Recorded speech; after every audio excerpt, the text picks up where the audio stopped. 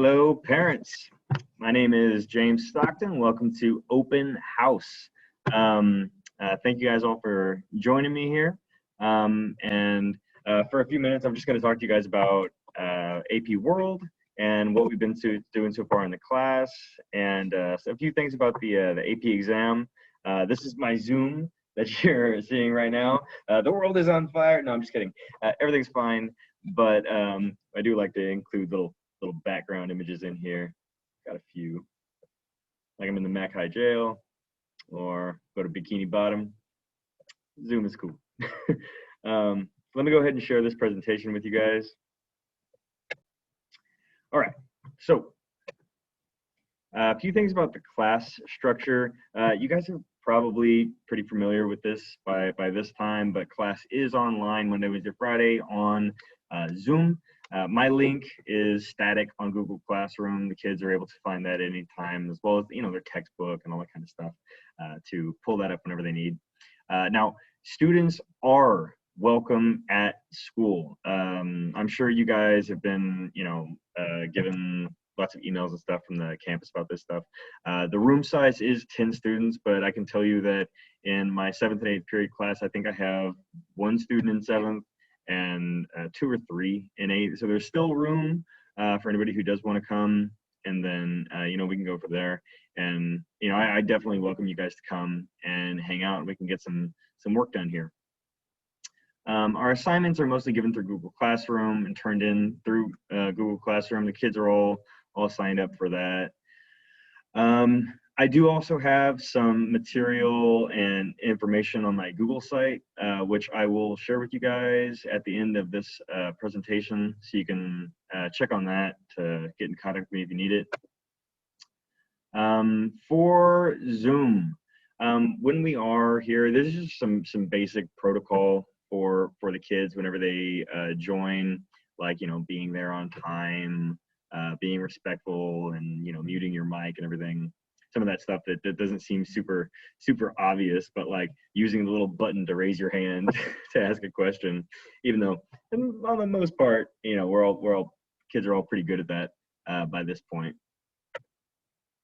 So in class, some of the things that we've done, I've been trying is, there's been a lot of innovation this year, so trying to do different things, but some of the stuff looks pretty similar. But a lot of analytical stuff, especially in the AP section. So like here are a few examples where on the left here, this is a do now. So it's immediately as they come in, this is what we're working on. And this, I believe, was a lesson on Napoleonic wars. So they were looking at the difference between strategy, tactics, and logic, and logistics, okay? So I would give them a link for finding out this information, and then they would kind of regurgitate it in this format. And this is through slides, which is really cool because it allows them, they can input in it, and I've had a lot of really good results using this. And then I believe this is the same actual assignment at the end of it, this exit ticket, where they were given a document and asked to analyze it. And I always get really good responses. The kids in the AP are great writers. So just trying to, help that along and give them, feedback they need on this stuff, and giving them a chance to just practice writing, because super important. Doing a lot of creative work to kind of help with, getting this stuff concrete in their minds and getting some of these details. And I like giving a lot of options. So like I did this on the right, this hero or villain assignment, where they had a list of, it was about like 10 people, and they got to decide, is this person a hero or a villain, after listing a bunch of their accomplishments, some of the things they failed at. It's like a research project, just kind of like a bare bones version of it. And then afterwards they would submit their response on Google Classroom, saying who this person was and why they decided on which. And then on the left here is some creative writing that a student did, imagining themselves as someone during the Opium Wars in China. So really good work we're seeing from these guys. And the last thing is I like to incorporate lots of group work. and especially for stuff like writing. So you'll see here, they're on the left, they're working on collaborative thesis. And I made this kind of like a GIF. I had a longer video on YouTube, but I didn't want to share the whole thing. Basically, I took the thesis that these groups did as a project one day, and then I took all their thesis that I made and put them into these graphic organizer format, so that the teams could see what each other were writing, and they could kind of build on that. So that, I mean, I feel like a big thing that happens, especially like, you know, in individual work, is that the students will, you know, feel inconfident because they're not sure if they're, you know, they feel like they know less than the others or something like that.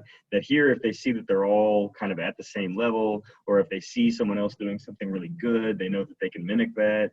Or maybe they see someone else's weakness, they know not to do that, because we're all having a conversation.